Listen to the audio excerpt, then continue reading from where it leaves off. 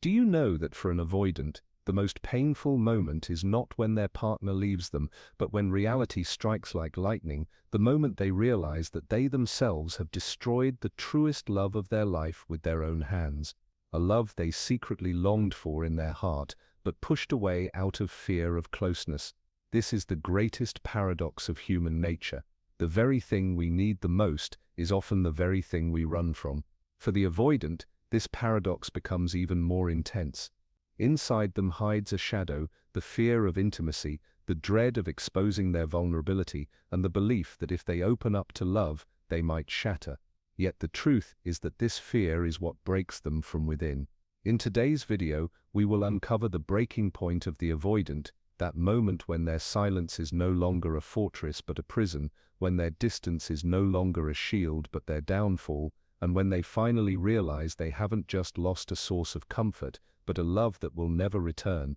We will see how this realization shakes their mind and soul, how your silence and your withdrawal can shatter their world, and most importantly, the lesson this moment carries for us all, that love can never survive in the shadows of control or fear. The illusion of control. When fear rules the heart, the inner world of an avoidant becomes a silent tragedy. A tragedy that feels as heavy as an ancient tale, where the hero is defeated not by enemies from outside, but by the weight of his own weaknesses. The avoidant believes that everything is under control. They convince themselves that if they keep the doors of the heart shut, no one can come close enough to hurt them. In their mind, emotional distance is the safest path. But the truth is the opposite. That shield does not protect them. It imprisons them. The avoidant mistakes silence for strength. To them it feels like power, the power to decide when to come close and when to withdraw. They think this is control, but this control is not true strength. It is only the reflection of the fear buried deep within. The fear of intimacy, the dread of being exposed, and the unshakable belief that if they truly open themselves to love, they will fall apart. On the surface they appear calm and self-sufficient, as though they need no one. But this is not independence, and it is certainly not confidence. It is nothing more than a defensive performance. To keep the one who loves them unsettled, they employ many tactics. At times they come close with sudden warmth, only to vanish without reason. Sometimes they show intense interest, and then replace it with complete coldness. This inconsistency leaves the other person confused. The more the partner begins to wonder, is it my fault? Am I not enough? The harder they try to fix the relationship, and the avoidant sees this moment as victory. They believe they have maintained control, but the truth is this is not a victory. It is the first crack of defeat, because in reality, such behavior is nothing more than a reflection of the inner emptiness that has never been filled. This illusion of control is only a mask designed to hide the deep insecurity carved into their heart. But the tragedy is this: the more they try to control others, the more it becomes clear that they have no control over themselves.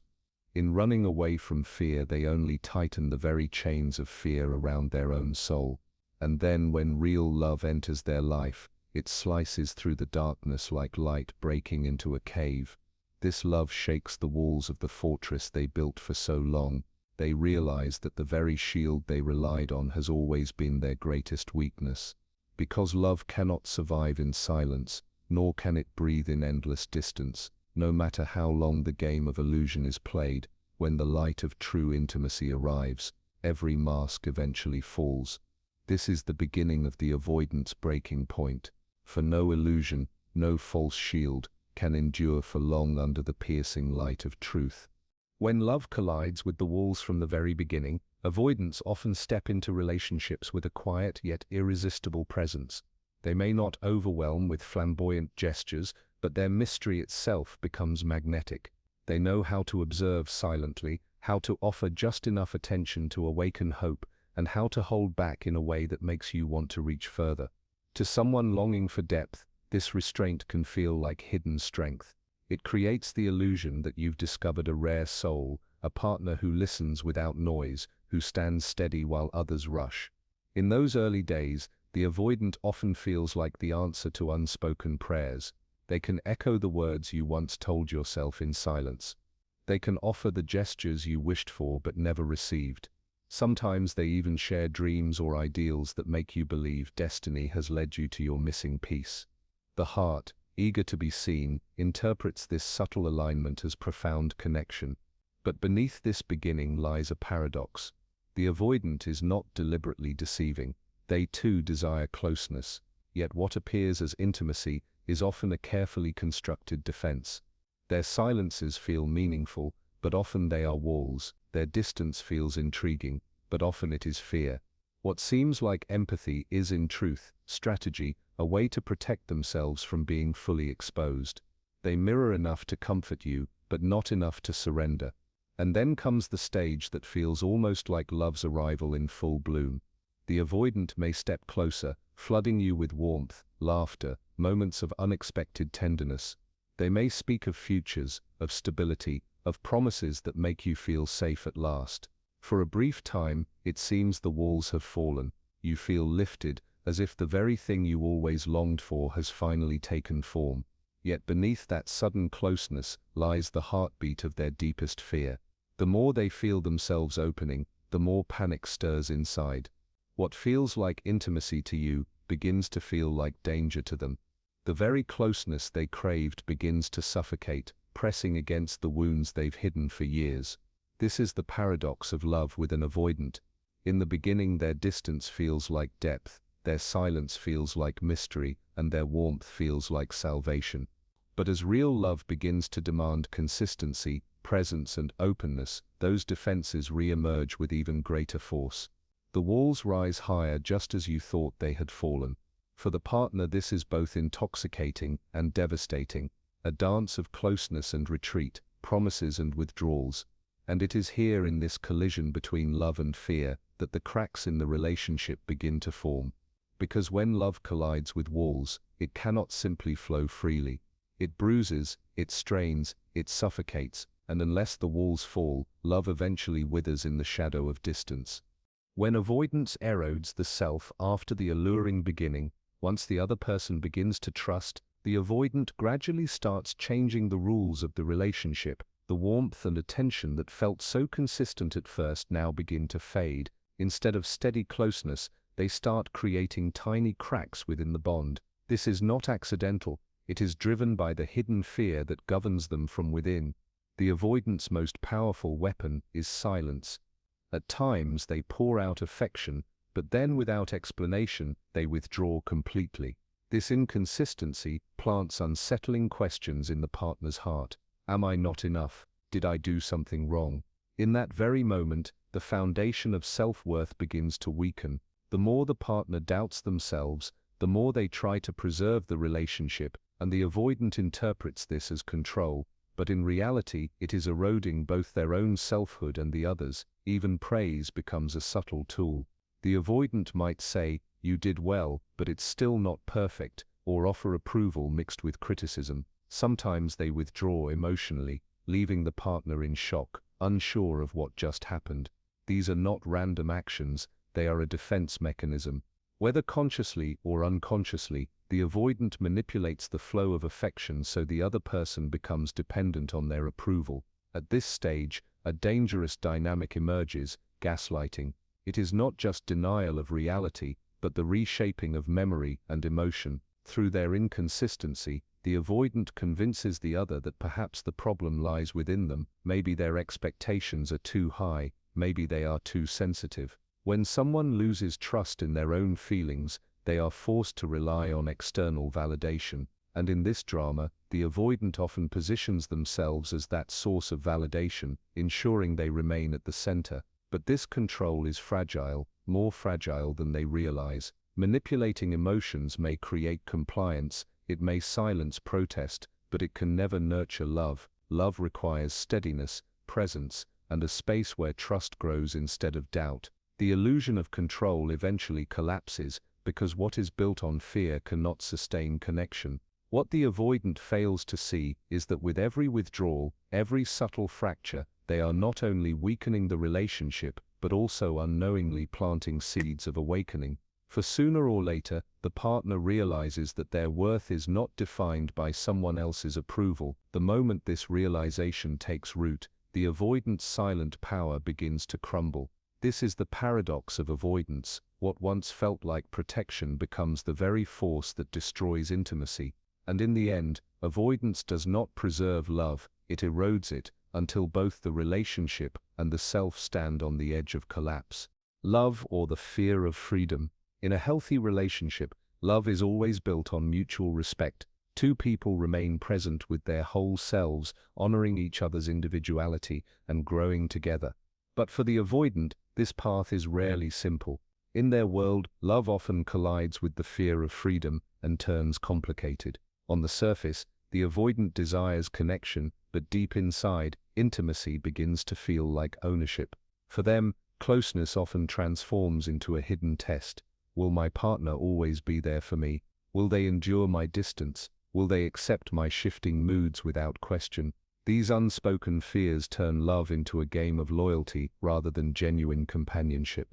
When a partner seeks joy outside the relationship, spending time with friends, pursuing hobbies, or even cherishing moments of solitude, the avoidant feels a subtle alarm within. They begin to fear that their place is being diminished. In their mind, every drop of emotional energy must return to them, because without it, they feel unsafe. Here is where the tragedy unfolds. Real love demands freedom. It thrives when both people are whole within themselves, without fearing that one will dominate the life of the other. But for the avoidant, this freedom rings like a warning bell. Intimacy often feels less like safety and more like losing control or being exposed. To cope, they reduce love into a transaction, as if affection is a reward given only in exchange for sacrifice. This mindset slowly poisons the bond. When a partner repeatedly notices that their independence is met with suspicion or resentment, they grow weary. Instead of feeling nourished by the relationship, they begin to feel confined by it, as though their spirit is being trimmed rather than nurtured. The avoidant often convinces themselves that by doing this, they are protecting love, yet in truth, it is slipping away through their very hands. The tighter they try to grip love, the faster it escapes, because love cannot survive in a space ruled by fear or control. It only flourishes where equality, respect, and openness exist. And when the partner finally sees this truth, they choose freedom over possession. They decide that their soul cannot live in captivity, and they step back. That moment becomes the avoidant's greatest defeat, because in that instant, they do not just lose a person, they lose the very love that avoidance and control can never bring back. The breaking point, silent collapse. The breaking point, for an avoidant, does not arrive with loud arguments or dramatic separations. It does not reveal itself in fiery confrontations or emotional explosions. Instead, it appears quietly, almost unnoticed at first, in the silence. It comes in that moment when the person who once tried so hard to understand, to reach out, and to hold the relationship together, suddenly stops reacting. Throughout the course of the relationship, the avoidant often convinces themselves that they are the one in control. They believe they decide when to come closer and when to step back. To them, this rhythm of approach and withdrawal feels like power. Each time the other person questioned their distance, pleaded for clarity, or struggled to keep the connection alive, it confirmed the avoidant's illusion of control. But when the partner grows tired and chooses silence instead of pursuit, that illusion begins to shatter. For the avoidant, the greatest fear is not anger or confrontation. Anger still signifies a bond. It means the other person is still invested, still affected. What truly terrifies them is indifference. Indifference says, "You no longer matter enough to stir me." When the partner no longer asks questions, no longer waits for explanations, no longer chases after the closeness that never came, it exposes the void the avoidant has always run from. This silence acts like a mirror. It reflects back a truth the avoidant has avoided for so long. The other has taken back their power. They are no longer waiting at the edge of uncertainty. They are no longer measuring their worth by the avoidant's distance. And in that reflection, the avoidant is left face to face with themselves, stripped of the illusion that distance equals safety. In such moments, avoidants often become restless. They fall back on old patterns. they might pull even further away in an attempt to reassert their independence. Or they might suddenly return with sweet words, nostalgic promises, or small gestures meant to rekindle hope. At times they shift blame, complain, or create subtle guilt in an effort to pull the other person back into orbit. Yet, the more they try, the more evident it becomes that the old pathways of connection no longer work. The silence is not resistance waiting to be broken, it is the final boundary being set. This is the breaking point, a silent collapse. It is the moment the avoidant is forced, often without words, to confront the reality that withdrawal and avoidance have not protected the relationship, but destroyed it. The power they thought they held was never real. It was only borrowed energy, sustained for as long as the other allowed it. The tragedy is that avoidants often see themselves as strong, independent and self-sufficient. They pride themselves on not needing anyone. But when the other person begins to live freely, no longer defined by the avoidant's hot and cold behavior, the truth becomes undeniable. The weakness was never outside, it was always within. In this moment, silence is no longer a weapon they can wield, it becomes a declaration. The final statement, you no longer have any power in my life. And that is the one truth the avoidant was never prepared to face. For all their defenses, all their walls, all their games, they only existed as long as someone else gave them meaning. Once that meaning is gone, the fortress begins to collapse from within. The fear of being forgotten, the harshest sentence for an avoidant. The deepest fear is not criticism, not anger, and not even rejection. They can withstand arguments, endure complaints, and even tolerate conflict. What truly shakes their foundation is something far quieter, being forgotten. Because to be forgotten is not just indifference. It is the one mirror that exposes their most hidden insecurity. I no longer matter. In relationships, avoidants often carry the illusion that they remain the center of the other's world. Their distance, their hot and cold behavior, their sudden retreats, all of it, they believe, still keeps the partner invested. If the partner reacts with anger, it reassures them, I still have an impact. If the partner cries, pleads, or protests, it reinforces the belief, they still care. But when that same partner finally chooses silence, no questions, no protests, no attempts to bridge the distance, the avoidant faces a collapse far greater than they ever imagined. Being forgotten becomes a mirror of truth. It shows that they were never as indispensable as they thought. In the eyes of others, they are no longer the emotional center. They fade into the background, reduced to nothing more than a closed chapter, a distant memory. And it is this realization that creates panic within them, because it undermines the identity they've built on the assumption that others will always return, no matter how much distance they create. The tragedy is that avoidants often prefer anger over indifference. Anger, even at its harshest, still means connection. It still means they matter enough to spark emotion.